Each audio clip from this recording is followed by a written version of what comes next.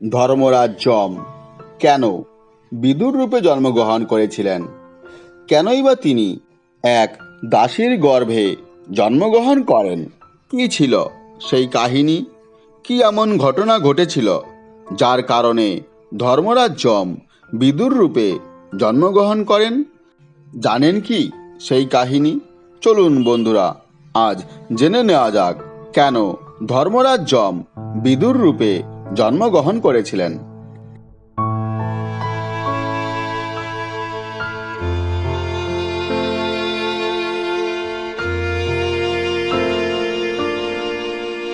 মান্ডব্য নামে এক মুনি ছিলেন। একদিন রাত্রে একদল চোর প্রচুর ধন সম্পত্তি চুরি করে পালাচ্ছিল।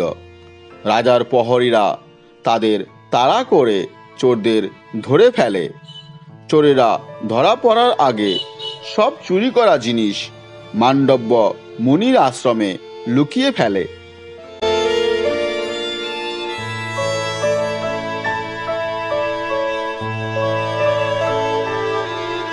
প্রহরীরা চুরির জিনিসের খোঁজে মুনির আশ্রমে এসে হাজির হলো। সেখানে মুনিকে অনেক প্রশ্ন করার পরেও মুনি কিন্তু কোনো প্রশ্নের উত্তর দিলেন না। তখন প্রহরীরা চোরেদের সাথে মুনিকেও গ্রেপ্তার করে রাজার কাছে নিয়ে যান। রাজা সবাইকে শুলে চড়ানোর আদেশ দিলেন।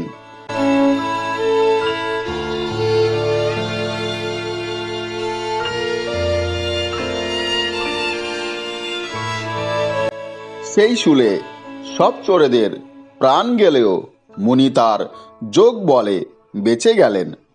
রাজা তখন ভয় পেয়ে মুনির কাছে ক্ষমা চাইলেন। এতে মুনি প্রসন্ন হলেন। রাজা মুনিকে শুল মুক্ত করতে চাইলেও পুরোপুরি মুক্ত করতে পারলেন না।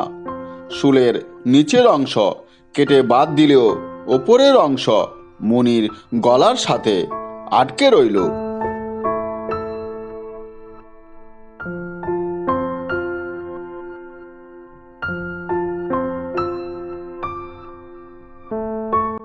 সেই শুলের অংশ গলায় নিয়ে মুনি বহু তীর্থ করলেন, কিন্তু তাতেও কোনো সুরাহা হলো না।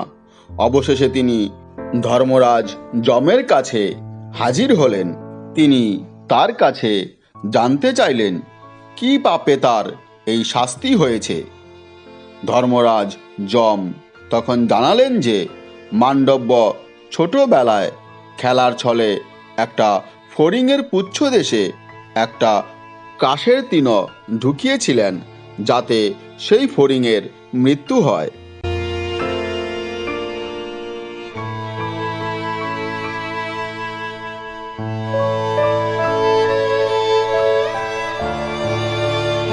সেই পাপের ফল হিসাবে মুনিকে বাকি জীবন গলায় শুলের অংশ নিয়ে বেঁচে থাকতে হবে।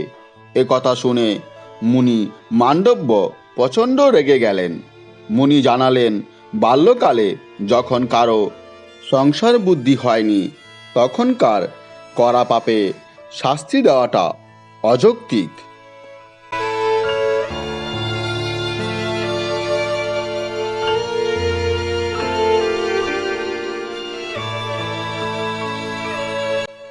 আর যদি এমনটা করা হয় তাহলে সংসার রসাতলে যাবে।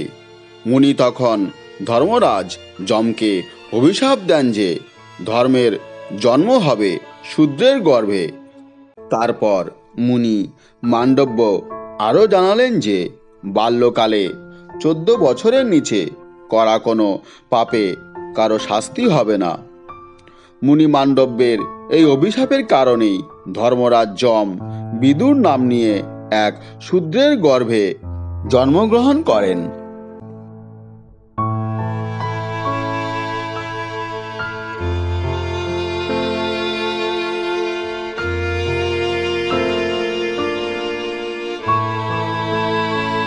এই ছিল সেই কাহিনী যার কারণে ধর্মরাজ যম বিদুর রূপে জন্মগ্রহণ করেন।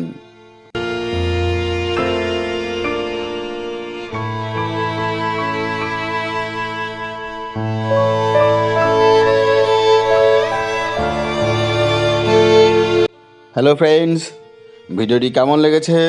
যদি ভালো লেগে থাকে তাহলে অবশ্যই লাইক, শেয়ার এবং কমেন্ট করবেন।